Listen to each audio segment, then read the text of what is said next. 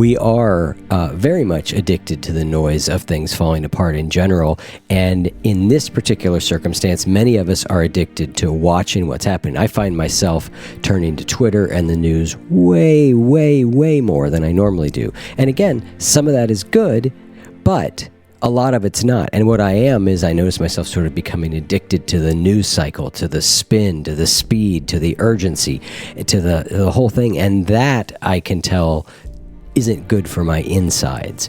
You know, the other thing that he said about this, we become addicted to the noise of things falling apart. And I love this. He said, but things are also always coming together.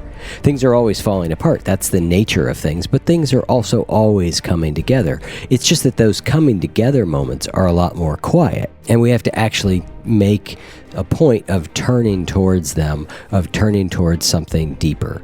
And that's really, I think, the first pointer I would give here is that what we want to do is we want to continue to turn towards what's deeper in us, what's deeper in our spiritual practice, what's deeper in our personal practice, what's deeper in our lives, right? A lot of us are getting time to spend more time with the people in our lives that we love than we normally do. And we could look at this as a burden, and for a lot of us, it's a surprise and it's a change. But this is also an opportunity to have the people we love closer to us, to spend more time with them and more care on them. And so how can we find a way to nurture that, enjoy that, and appreciate that? In any sort of crisis, there's the classic, I don't even know if it's true, that the Chinese character for crisis is opportunity. I don't know if it's true or not, right?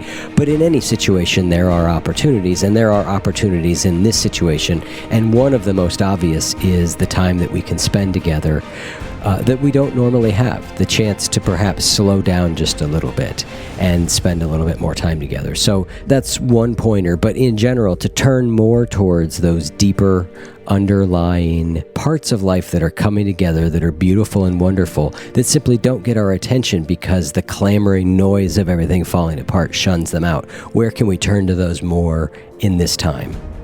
The other idea that I think is really important is we had the guest Linda Graham on the show, and she talks about resilience a lot. And one of the things that she says is how you respond to the issue is the issue. So for us, how we respond to what's happening right now is the issue for each of us. Personally, our individual response is the most pressing issue for each of us, right? And this gets to where are we putting our attention? What are we paying attention to? And so it made me also think of Stephen Covey's idea of the circle of influence versus the circle of concern. And what Covey basically says, and you have to imagine two circles. There's a big circle, that's our circle of concern, and then inside of it is a smaller circle, which is our circle of influence. Circle of concern are all the things that we care about, that we worry about, right? So the news, the coronavirus, or the response to it, all of that all falls in the circle of concern. And we do need to be concerned, and we do need to spend a little bit of time there. But the smaller circle is our circle of influence. This is what we can actually do something about, right? And what Covey says is the more time we spend in our circle of concern, but not inside our circle of influence actually shrinks. And conversely, the more time we spend in our circle of influence, the larger it grows. And so in this case, I think it's really worth looking at where are we spending our time. If we're spending all our time engaging in the news and the crisis beyond what's instructive or helpful, then we're in our circle of concern. And again, I'm not here to tell you how much that is. You have to find out for yourself. But I think that idea of how much of this is instructive and how much of is it helpful, those are useful ways of saying, okay, I've got what I need from there. Now let me move back into my circle of influence, right? And in the circle of influence are all the ways that we can take care of ourselves and take care of our loved ones. Really, our mental, physical, and emotional health is really important. So the fundamentals of self-care here are very valuable. Are we eating healthily? Are we getting a good night's sleep? Are we exercising? Are we meditating?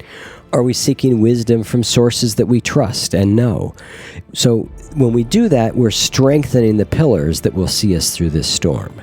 And the other thing is that fear has an energy to it, right? And so by taking positive action, we actually channel that energy into productive direction instead of allowing it to sort of twist us up inside. And so I want to just give a couple of short practices that I think might help us in this time. And so one thing that's important to know, I think, is that fear is fed by our thoughts, but we feel it in our bodies, right? And so what we want to do is it can be helpful to drop down out of the thinking mind into our feeling senses. It's a way of allowing that fear to work with it directly and a little bit more skillfully. And so there are two practices that I'd like to bring forth for you to contemplate. And the first is from another recent podcast episode with the guest Fleet Mall, who introduced us to the practice of straw breathing. And straw breathing is just a type of breathing. One thing that we know is that when our exhalation is longer than our inhalation, it tends to stimulate our parasympathetic nervous system. And that becomes a signal to our brain that we're not in a fight or flight or freeze state of danger, and our limbic system can relax. So any type of breathing that is going to allow the exhalation to be longer than our inhalation is going to help in this. And straw breathing is just a type of breathing, of doing that. And in essence, you can practice it with or without a straw. If you have a straw, it's great. But the idea is you breathe in normally, and then you exhale in a slow, controlled manner as if you're breathing through a straw. You can play with different countings. So for example, I might do an in-breath of 4, hold for 8, out-breath of 12 through the straw, or in-breath of 4, hold for 4, out-breath of 8. Right, they're just different. You got to find the pattern that sort of works for you. There isn't a one-size-fits-all, particularly because everybody has different capabilities in breathing. But you want your out-breath to be longer than your in-breath is the basics of it. And by doing it slowly, rhythmically, counting it, and breathing out through the pursed lips like you have a straw, it helps to slow our fear response. It helps us to relax. So I'd encourage you to try some straw breathing or other ways of deep breathing. It's a very good fear response. The thing about it is most of us tend to try it when we're really highly stimulated and we're like, all right, I'll take a couple deep breaths, and the world doesn't change overnight from taking 2 deep breaths and we abandon the practice. So this is a practice that you can do over time, and we actually get better at doing the more we do it. So I'd encourage you to just work it in. I've started doing this straw breathing at the beginning of my meditation practice because what I find it does is it actually settles me down in general. And so I might do 20, say, cycles of that, breathing in for 4, holding for 8, out for 12. I might do 20 cycles of that before I drop into meditation. Again, it's just a way of engaging our parasympathetic nervous system and turning down the fear response. And then the other is a on-the-spot spiritual habit that you can turn to when you feel fear taking hold. So this won't make the fear disappear, but it'll open up some more space inside of you so that you're not as possessed by the fear. So one of the things that all these spiritual habits have in common is they have a trigger or something that prompts you to practice them. And the trigger for this is just to notice that you're caught in the trance of fear or the grip of fear, or you're locked in fearful ruminating thoughts. So I'm going to lead us through this practice. It's going to be a very short, just a couple minute sort of guided practice that I'm going to lead you through here. So just take a moment and settle in and close your eyes and just pause and notice and name the fear you're experiencing. You can just say, I'm feeling fear right now, or you can name it more specifically if you want. But let's pause and just notice and name the fear we're experiencing here for just a moment or two.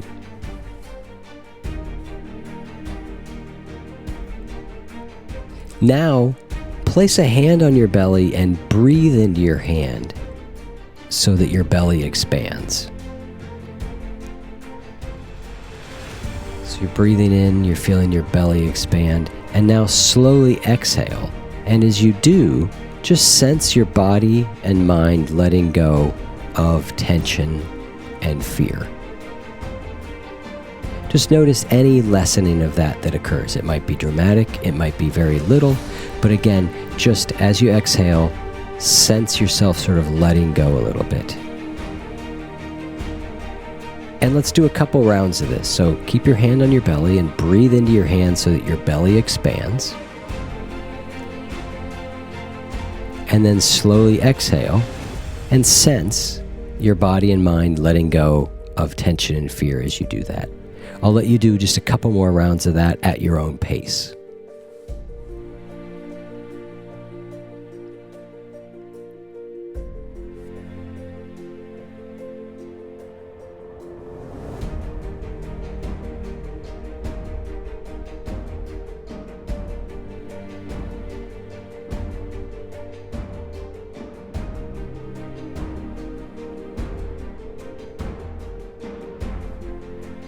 Now, move your attention to feel where your feet touch the ground, or if you're sitting, where your seat meets the chair, and feel supported by the earth beneath you.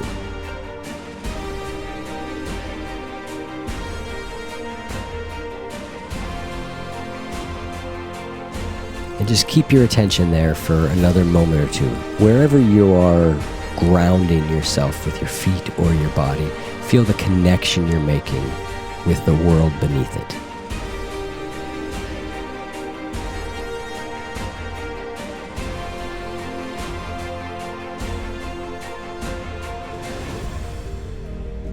And now sense where you feel any tension or tightness in your body, and gently see if you can relax a bit in those areas, letting go and breathing into them.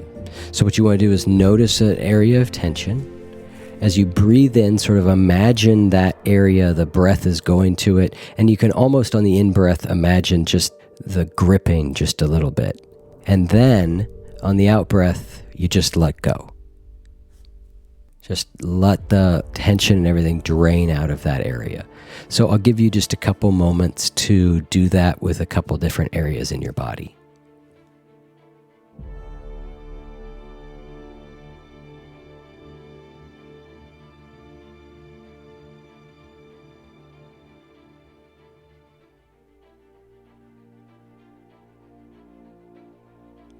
And now finally, let's just take a moment and rest in this state of presence, in direct contact with that which is here right now versus being lost in the imagined future. And sense what's opened up inside of you, giving you some space between you and the fear that you're feeling.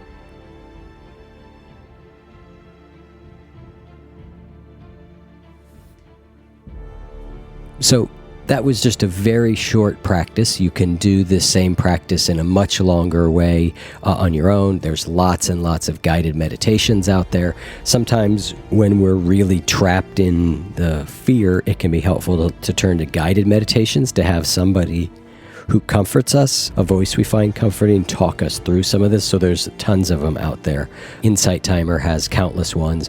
We've had sponsors on the show like Calm before. They have lots of great meditations out there. There's lots of sources of them. But you might find that if in your own quiet meditation that you're a little bit too jumbled up, a guided one can help. And so, but when we name the fear and sense that we're more grounded in presence, we become less gripped and identified with the fear. And when we do that, we can become clear on what right action might be. So this slowing ourselves down, our becoming more present, our dropping into the body is going to make our response better and clearer. So those are just a few thoughts on everything that is happening right now. I know there's a lot going on. There's a lot of fear, and I just would encourage you to spend the time that you need to understand what's happening, but don't fall into the addictive cycle of that being everything that we pay attention to. Let's not be addicted to the noise of everything falling apart. Let's make sure that we're taking time for ourselves to go within, to do practices that nourish us like exercise, eating right, and all these things are going to help us cope better, our emotional, mental, and physical health. Our physical health, our immune system is strengthened by calm, and it is weakened by excessive fear and stress. So